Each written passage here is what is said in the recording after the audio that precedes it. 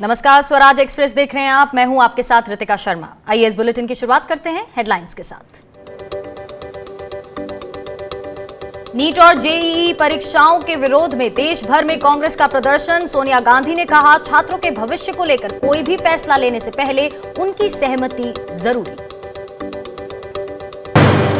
लोकसभा अध्यक्ष ओम बिरला ने संसद के मॉनसून सत्र की तैयारियों को दिया अंतिम रूप। स्वास्थ्य मंत्रालय, एम्स, आईसीएमआर के अफसरों संघ की बैठक। सांसदों को सत्र से 72 घंटे पहले कराना होगा कोविड टेस्ट।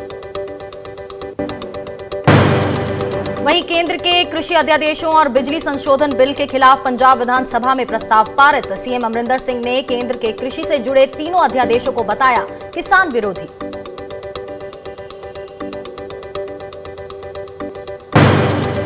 दिल्ली में हुए दंगों को लेकर एमनेस्टी इंटरनेशनल इंडिया ने दिल्ली पुलिस की कार्यशैली पर उठाए सवाल। कहा, हिंसा में दिल्ली पुलिस के जवानों ने लिया था सक्रिय रूप से हिस्सा।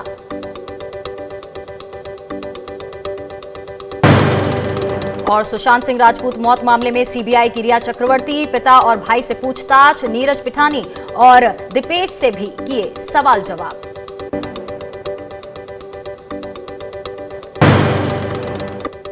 तो नीट और जेईई की परीक्षाएं कराने के खिलाफ कांग्रेस कार्यकर्ताओं ने देश भर में प्रदर्शन किया। तस्वीरों में आप देख सकते हैं कि जयपुर में कांग्रेस कार्यकर्ताओं ने केंद्र सरकार के सभी कार्यालयों के बाहर प्रदर्शन किया। तो वहीं अहमदाबाद, दिल्ली, देहरादून और पटना में भी कांग्रेस कार्यकर्ता सड़क पर उतरे और परीक्षाएं रद्द कराने की मांग की।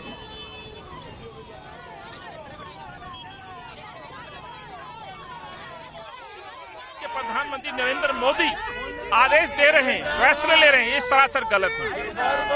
पूर्व के जितने फैसले थे उनको आप देखें और अभी इन बच्चों के भविष्य की बात है। 25 लाख बच्चों को मजबूर किया जा रहा है एग्जाम बैठने के लिए, जब देश के अंदर हालात अच्छे नहीं है। संक्रमण बहुत तेजी से मरीजों की तादाद को बढ़ा रहा है। देखिए, आज देश के अंदर 33 लाख मरीज हो चुके, लगभग 60,000 मौतें हो चुकी हैं। 25 लाख बच्चा इन एग्जाम्स में बैठेगा। 25 लाख बच्चों के परिवार चिंतित हैं। आज किसी भी बच्चे को संक्रमण हुआ, उसके लिए जिम्मेवार कौन होगा, उसका दोषी कौन होगा यदि किसी की मौत होगी।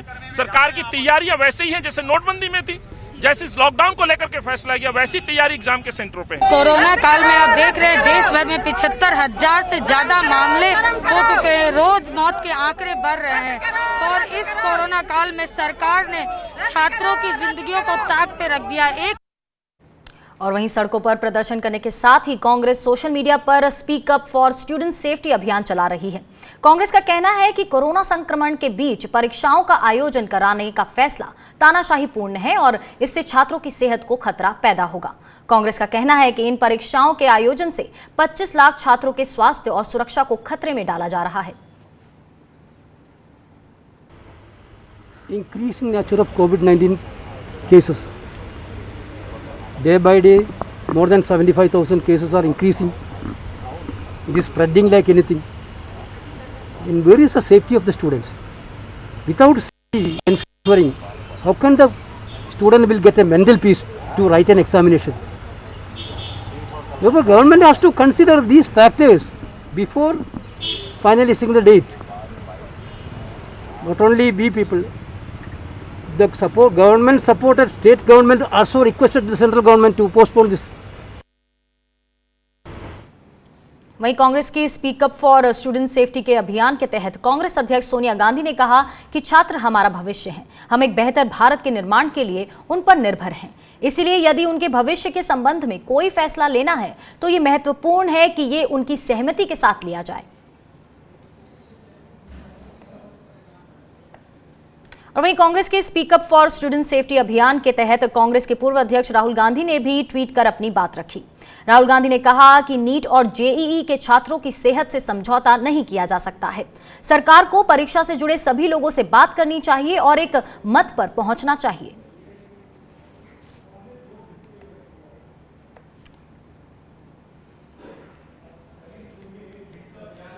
Of this country, you're the students and you are going to take this country to new heights.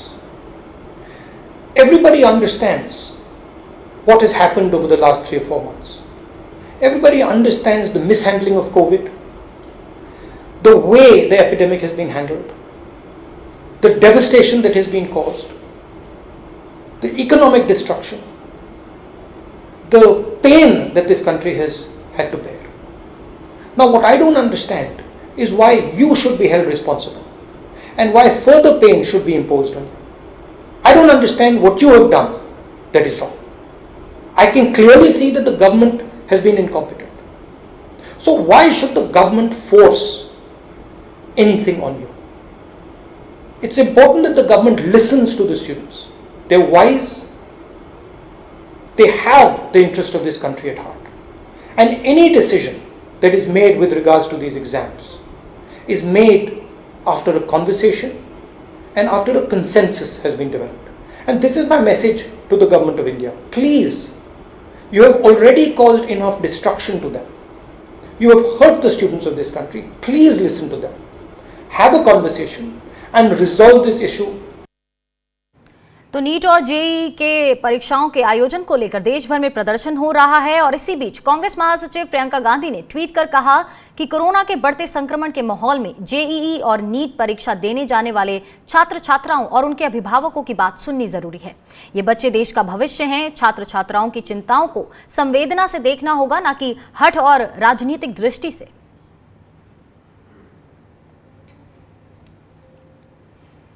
और वहीं कांग्रेस के स्पीकअप फॉर स्टूडेंट सेफ्टी अभियान के तहत मध्य प्रदेश के पूर्व मुख्यमंत्री दिग्विजय सिंह ने भी नीट और जेईई की परीक्षाएं टालने की मांग की है। एक संदेश में दिग्विजय सिंह ने कहा कि हम केंद्र सरकार से अपील करते हैं कि परीक्षाओं को 3 से 4 महीने आगे बढ़ा दिया जाए। कोरोना काल में अगर छात्रों को कुछ हो गया तो इसकी जिम्मेदारी कौन लेगा?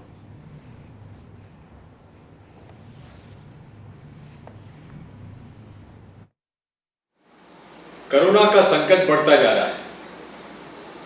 अब 70,000 से ज्यादा कोरोना केसेस आते जा रहे हैं और ऐसे समय में छात्रों को कहा जा रहा है कि जेईई के और नीट के इम्तिहान होंगे। माननीय उच्चतम न्यायालय और माननीय एचआरडी मिनिस्टर केंद्र सरकार दोनों से मैं निवेदन करना चाहता हूं कि इस पर पुनर्विचार करें। आखिर इन बच्चों का भी भविष्य हमें सुरक्षित रखना है। यदि इनको कुछ हो गया तो जवाबदारी किसकी होगी, जिम्मेदारी किसकी होगी? वहीं आपको बता दें कि नीट और जेईई परीक्षा पर रोक लगाने के लिए एक बार फिर सुप्रीम कोर्ट का दरवाजा खटखटाया गया है। 6 राज्यों के मंत्रियों ने सुप्रीम कोर्ट से अपने फैसले पर पुनर्विचार करने की मांग की है। याचिका में कहा गया है कि कोरोना काल में नीट जेईई की परीक्षा को स्थगित कर दिया जाए और जिन 6 राज्यों के मंत्रियों ने याचिका दाखिल की है उसमें पश्चिम बंगाल, झारखंड, राजस्थान, छत्तीसगढ़, पंजाब और महाराष्ट्र शामिल हैं। याचिका में अदालत के 17 अगस्त के आदेश की समीक्षा करने और सितंबर में होने वाली जेईई नीट को स्थगित करने की मांग की गई है। वहीं आपको बता दें कि मुख्य याचिकाकर्ता पश्चिम बंगाल के श्रम मंत्री मोलॉय घटक, झारखंड के वित्त मंत्री डॉक्टर रामेश्वर उरांव, राजस्थान के स्वास्थ्य मंत्री डॉक्टर रघु शर्मा, वहीं छत्तीसगढ़ के योजना मंत्री अमरजीत भगत, पंजाब के मंत्री बलबीर सिंह सिद्धू और महाराष्ट्र के उच्च और तकनीकी शिक्षा मंत्री उदय रविंद्र सामंत शामिल हैं। तो नीट जेईई की परीक्षाओं के विरोध में विपक्ष लामबंद होता नजर आ रहा है। प्रेस कॉन्फ्रेंसेस में टीएमसी प्रवक्ता डेरेक ओब्रायन ने कहा कि 25 लाख से ज्यादा छात्रों के भविष्य का सवाल है। छात्रों के भविष्य को लेकर विपक्ष एकजुट है। हमारी मांग है कि नीट और जेईई की परीक्षाओं को पोस्टपोन किया जाए।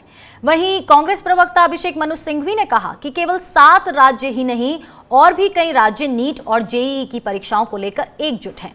सिंघवी ने केंद्र सरकार पर अचानक फरमान जारी करने का भी आरोप लगाया। पुनर्विचार की याचिका डाली है, इसको 4 भागों में, और ये जैसे मैं बोल रहा हूं आपको, ये आपको भिजवाई जा रही है आपके व्हाट्सएप या ईमेल पे। ये है वो जो आज दर्ज हो गई थी सुबह, पिछले 1 दिन में बनी है करीब करीब। 4 भागों में बताया है, बांटा है 4 भागों में।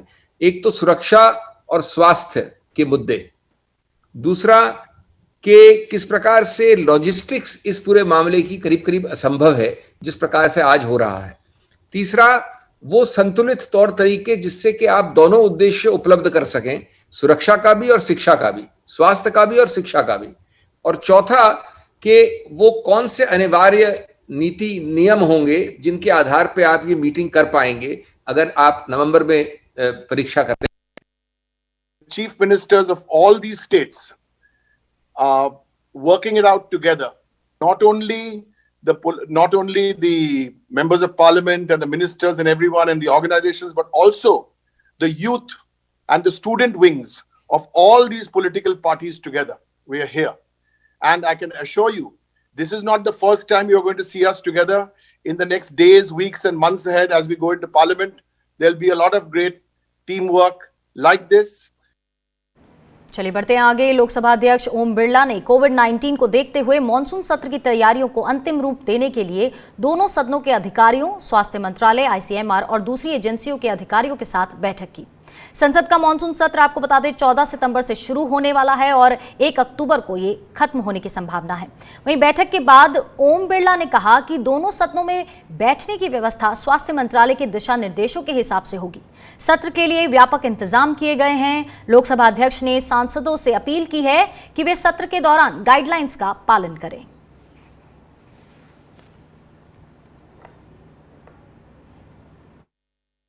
लोकसभा का सत्र एक महत्वपूर्ण सत्र है और जिस संकट के समय चल रहा है, हमें आशा है कि सत्र सुचारू रूप से चलेगा, व्यवस्थित चलेगा। सभी माननीय संसद सदस्य व्यापक रूप से कोविड संक्रमण की गाइडलाइन का पालन करते हुए सत्र चलाने में सहयोग करेंगे। वहीं बिहार में विधानसभा चुनाव टालने की मांग करने वाली याचिका को सुप्रीम कोर्ट ने खारिज कर दिया है। कोर्ट ने कहा कि याचिकाकर्ता इसके लिए चुनाव आयोग के पास जाएं। सुप्रीम कोर्ट ने कहा कि अभी चुनाव से जुड़ी कोई अधिसूचना जारी नहीं हुई है, इसलिए कोर्ट इस मामले में कोई दखलंदाजी नहीं कर सकता है। सुप्रीम कोर्ट ने कहा कि कोरोना चुनाव टालने के लिए वजह नहीं हो सकता है और साथ ही कोर्ट ने कहा कि चुनाव आयोग ने अभी तक नोटिफिकेशन जारी नहीं किया है, इसीलिए इस मामले में याचिकाकर्ता को चुनाव आयोग के पास जाना चाहिए। वहीं सुप्रीम कोर्ट ने कहा कि वो सीईसी को ये नहीं कह सकता है कि उन्हें क्या करना चाहिए और क्या नहीं करना चाहिए।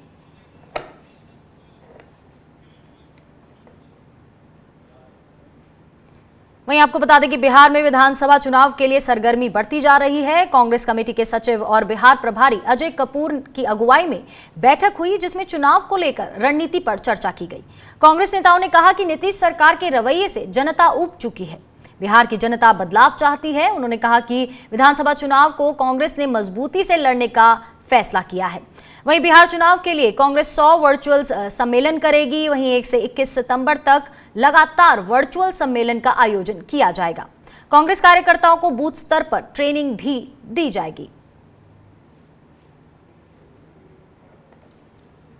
और वहीं बिहार में पूर्व सांसद पप्पू यादव की जन अधिकार पार्टी ने बिहार की 150 सीटों पर चुनाव लड़ने का ऐलान किया है।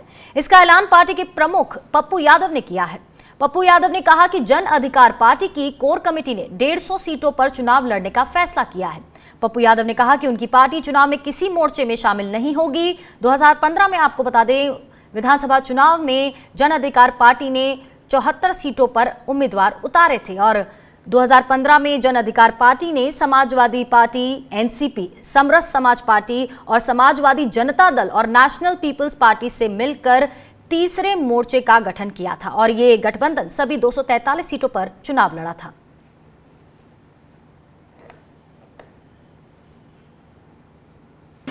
सीटों पर हमारी तैयारी हो चुकी है। कैंडिडेट को हमने कह दिया है तैयार होने के लिए। चुनाव लड़ने की तैयारी में बहुत क्लियर है। 40 सीटों पर हमारी पूरा का पूरा बूथ कमेटी तक बनकर तैयार हो गई। 2 सप्ताह के अंदर 100 सीट हम क्रॉस करेंगे। जब गठबंधन बिहार बचाने के लिए आएगा तो उसके साथ आगे बढ़े। चलिए बुलेटिन में यहाँ रुकेंगे एक छोटे से ब्रेक के लिए और लौटेंगे कुछ और अहम खबरों के साथ।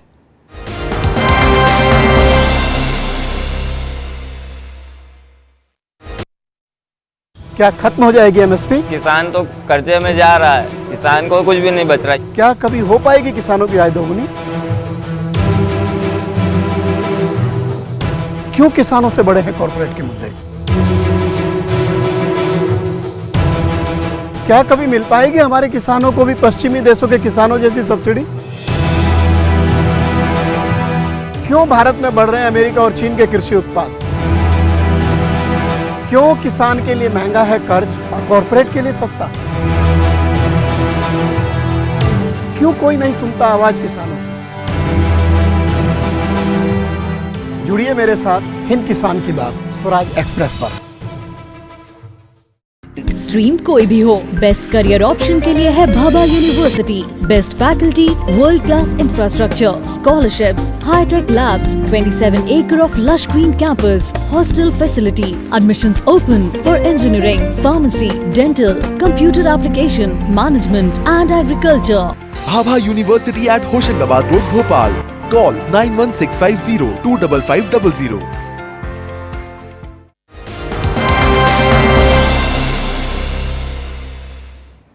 स्वागत है आपका ब्रेक के बाद। और कोरोना संक्रमण के बीच कॉलेजेस में फाइनल ईयर की परीक्षाएं करवाने के खिलाफ दायर अर्जी पर सुप्रीम कोर्ट ने फैसला सुना दिया है। कोर्ट ने इस मामले में यूजीसी की 6 जुलाई की गाइडलाइंस को सही माना है। कोर्ट ने कहा कि राज्यों को परीक्षा रद्द करने का अधिकार है, लेकिन स्टूडेंट्स बिना परीक्षा दिए प्रमोट नहीं होंगे। कोर्ट ने कहा कि मौजूदा हालात में डेडलाइन को आगे बढ़ाने और नई तारीखों के लिए राज्य यूजीसी से सलाह करके फैसला ले सकता है। जस्टिस अशोक भूषण, आर सुभाष रेड्डी और एम.आर. शाह की बेंच ने फैसला सुनाते हुए कहा कि ये छात्रों के भविष्य का मामला है। कोर्ट ने कहा कि देश में हायर एजुकेशन के स्टैंडर्ड्स को भी बनाए रखना जरूरी है।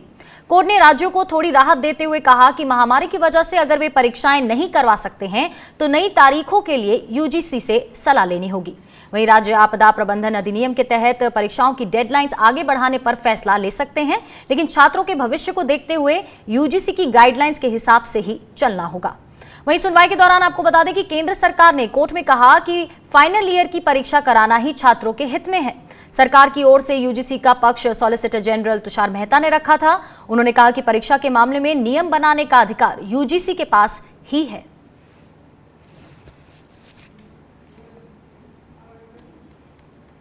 और आपको बता दें कि गृह मंत्रालय के आदेश को लागू करने के लिए सुप्रीम कोर्ट में याचिका दाखिल की गई है। आदेश में कहा गया था कि लॉकडाउन के दौरान कर्मचारियों को नौकरी से नहीं निकाला जाएगा। जनहित याचिका लॉकडाउन के दौरान पत्रकारों को नौकरी से निकालने के खिलाफ है। वरिष्ठ वकील कोलिन गोंजाल्विस ने सुप्रीम कोर्ट में कहा कि गृह मंत्रालय ने निर्देश दिए थे कि कर्मचारियों की सेवा शर्तों को नहीं बदला जाना चाहिए। वहीं सुप्रीम कोर्ट में याचिका दाखिल कर गृह मंत्रालय के आदेश को लागू कराने की ही मांग की गई है। याचिका पर सुप्रीम कोर्ट ने कहा कि आपकी प्रार्थना बहुत विस्तृत है, हमें संदेह है कि कोर्ट की तरफ से ऐसी अपील को मंजूरी दी जा सकती है। और इस पर वकील गोंजाल्विस ने कहा कि गृह मंत्रालय ने आदेश दिया था कि ना तो कर्मचारियों की सैलरी कटेगी और ना ही कर्मचारियों को नौकरी से निकाला जाएगा। हम बस मंत्रालय के इसी आदेश का पालन कराने की बात कह रहे हैं। सुप्रीम कोर्ट ने कहा कि याचिका में कुछ गलतियां हैं और इसीलिए इसमें सुधार किया जाए।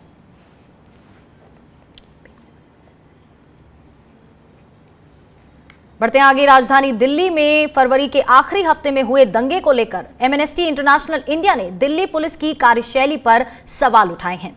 एमनेस्टी इंटरनेशनल इंडिया ने कहा कि हिंसा में दिल्ली पुलिस के जवान न सिर्फ शामिल थे बल्कि हिंसा में सक्रिय रूप से हिस्सा भी लिया था। रिपोर्ट में कहा गया है कि दिल्ली पुलिस के अधिकारी दंगाइयों के साथ हिंसा में शामिल थे। एमनेस्टी इंटरनेशनल ने 50 दंगा पीड़ित प्रत्यक्षदर्शियों और लोगों द्वारा बनाए गए वीडियोस के आधार पर यह रिपोर्ट तैयार की है। रिपोर्ट में कहा गया है कि दंगा पीड़ितों ने दावा किया कि जब दिल्ली पुलिस के इमरजेंसी नंबर पर फोन कर मदद मांगी तो पहले किसी ने फोन नहीं उठाया और अगर उठाया तो कहा कि आजादी चाहिए थी ना, अब ले लो आजादी। रिपोर्ट में दिल्ली दंगे की भयावहता का जिक्र करते हुए मौके पर पुलिस द्वारा कार्रवाई न करने, कुछ मामलों में पत्थरबाजी तक में शामिल होने और पीड़ितों को अस्पताल तक पहुंचाने से रोकने की जानकारी भी शामिल है। इसमें बीजेपी नेता कपिल मिश्रा के भड़काऊ भाषण का भी जिक्र किया गया है और कहा गया है कि कपिल मिश्रा पर कार्रवाई क्यों नहीं की गई। रिपोर्ट में आपको बता दें कहा गया है कि दिल्ली पुलिस ने मानवाधिकारों का घोर उल्लंघन किया है, साथ ही सुप्रीम कोर्ट की गाइडलाइंस का भी पालन नहीं किया गया है। एमनेस्टी इंटरनेशनल इंडिया ने इसकी तुलना 1984 के सिख दंगों से की है और इस मामले में गृह मंत्रालय से दिल्ली पुलिस पर कार्रवाई करने की मांग की है ताकि भविष्य में ऐसी घटनाओं को रोका जा सके।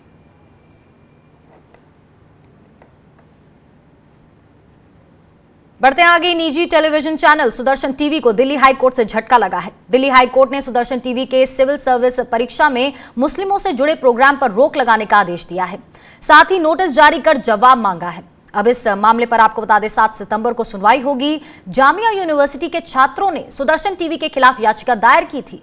दरअसल सुदर्शन टीवी के संपादक सुरेश चवाणके ने अपने कार्यक्रम का एक प्रोमो वीडियो साझा किया था, जिसमें वो कहते नजर आ रहे थे कि अचानक आईपीएस और आईएएस में मुसलमान कैसे बढ़ गए। सोचिए, अगर मुस्लिम अधिकारी आपके जिला अधिकारी होंगे और मंत्रालय में सचिव होंगे तो क्या होगा। आगे उसने जामिया के जिहादी शब्द का भी इस्तेमाल किया। चौहान के इसी वीडियो पर बवाल मचा है और ये प्रोग्राम आज प्रसारित होने वाला था, जिस पर हाई कोर्ट एक्शन लेता हुआ। वहीं पंजाब विधानसभा के मॉनसून सत्र पर कोरोना का साया पूरी तरह से छाया है। कोरोना संक्रमण की वजह से एक दिन का सत्र बुलाया गया था। कोरोना संक्रमण की वजह से 117 में से 52 मंत्री विधायक ही शामिल हुए। इस दौरान आपको बता दें कई अहम प्रस्ताव पास हुए, जिसमें सबसे अहम केंद्र सरकार की तरफ से लाए गए कृषि अध्यादेशों के खिलाफ प्रस्ताव था। इस मसले पर सत्ता पक्ष और विपक्ष एकजुट दिखाई दिए। वहीं मुख्यमंत्री कैप्टन अमरिंदर सिंह ने 3 कृषि अध्यादेश और पावर अमेंडमेंट बिल के विरोध का प्रस्ताव पेश किया। मुख्यमंत्री ने कहा कि पानी और एमएसपी पंजाब की जान है और केंद्र सरकार एमएसपी को खत्म करने जा रही है। जब मंडियां खत्म हो जाएंगी तो किसान कहां जाएंगे। और इस प्रस्ताव का आम आदमी पार्टी, लोक इंसाफ पार्टी ने यहां समर्थन किया और वहीं भारतीय जनता पार्टी ने विरोध किया। आपको बता दें कि कैप्टन ने कहा कि जो पार्टी आनंदपुर साहिब प्रस्ताव लाई थी, आज वही पार्टी संघीय ढांचे के खिलाफ है।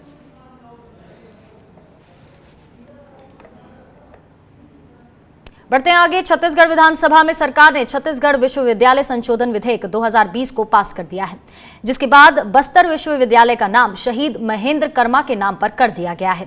इससे पहले आपको बता दें बीजेपी विधायक अजय चंद्राकर ने महेंद्र कर्मा के नाम के साथ शहीद लिखे जाने पर आपत्ति जताई, जिस पर मुख्यमंत्री भूपेश बघेल ने कहा कि शहीद का दर्जा कभी किसी को नहीं दिया जाता, जनभावनाओं के अनुरूप शहीद माना जाता है। खास तौर पर आतंकी हमला या नक्सली हमलों में अपनी जान गंवाने वालों के लिए ये शब्द प्रयोग किया जाता है। इसके लिए सबसे बड़े उदाहरण महात्मा गांधी हैं। उन्हें कभी वैधानिक तौर पर शहीद का दर्जा नहीं दिया गया, लेकिन शहादत दिवस के रूप में उनकी पुण्यतिथि को मनाया जाता है। उन्होंने आगे कहा कि राजीव गांधी को शहीद माना जाता है। शहीद वीर नारायण सिंह स्टेडियम का नामकरण भी किया गया था और इसी तरह हम सभी मानते हैं कि नंद कुमार पटेल महेंद्र कर्मा ने अपनी शहादत दी, इसीलिए जनभावनाओं के अनुरूप उनके नाम के आगे शहीद देखते हुए नामकरण किया जा रहा है। आपको बता दें अब इसके बाद छत्तीसगढ़ विश्वविद्यालय संशोधन विधेयक 2020 पारित हो गया और अब बस्तर विश्वविद्यालय शहीद महेंद्र कर्मा विश्वविद्यालय के नाम से जाना जाएगा।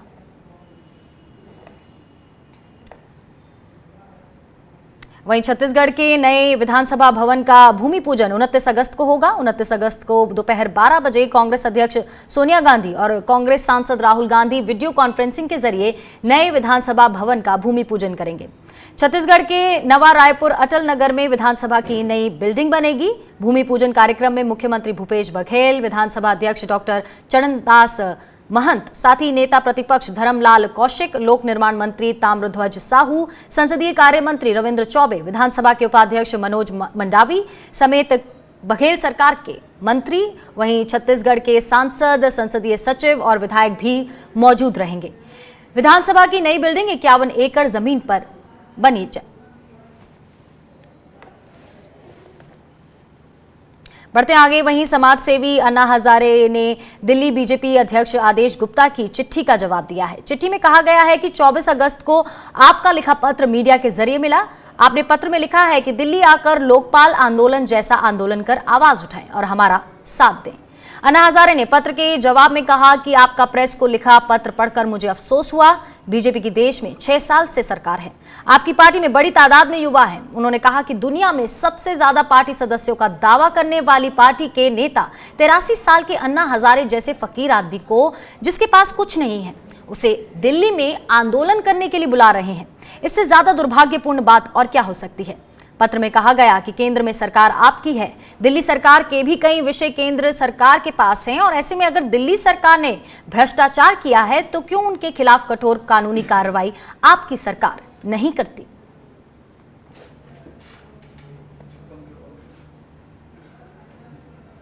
वहीं अदालतों में नियुक्त 2 से अधिक बच्चों वाले कर्मचारियों के खिलाफ अनुशासनात्मक कार्रवाई को लेकर सुप्रीम कोर्ट ने अहम फैसला सुनाया है।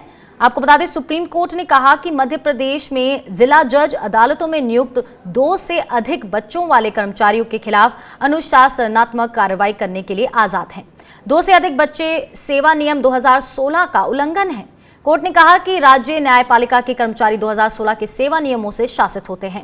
वैधानिक प्रावधानों के मुताबिक 26 जनवरी 2001 के बाद पैदा हुए 2 से अधिक बच्चों वाला कर्मचारी नियमों का उल्लंघन करेगा और इसे सर्विस में कदाचार माना जाएगा।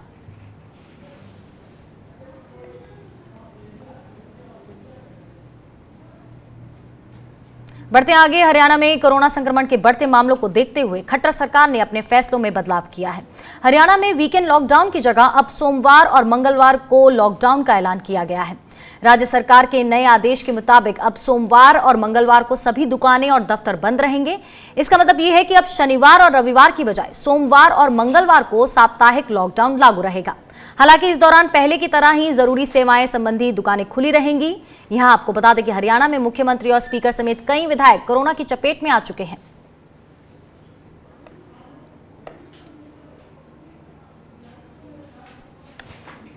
बढ़ते आगे, सुशांत सिंह राजपूत केस में सीबीआई ने लगातार पूछताछ कर रही है और इस कड़ी में मुख्य आरोपी रिया चक्रवर्ती से भी पूछताछ की। सीबीआई के समन के बाद रिया डीआरडीओ गेस्ट हाउस पहुंची थी, जहां सीबीआई की टीम उससे पूछताछ कर रही थी। वहीं रिया के अलावा सुशांत के flatmate Siddharth Pithani, house manager Samuel Miranda, cook Neeraj और दीपेश सावंत केशव से भी पूछताछ हुई।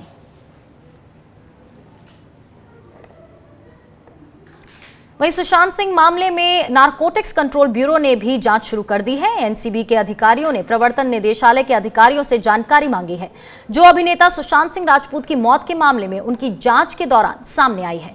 गौरतलब है कि एनसीबी ने इस मामले में अभिनेत्री रिया चक्रवर्ती और अन्य के खिलाफ मामला दर्ज किया है। रिया पर सुशांत को ड्रग्स देने का आरोप है। उधर ईडी ने गौरव आर्या के गोवा वाले होटल पर नोटिस चिपकाया है और 31 अगस्त से पहले तक एजेंसी के सामने पेश होने को कहा है।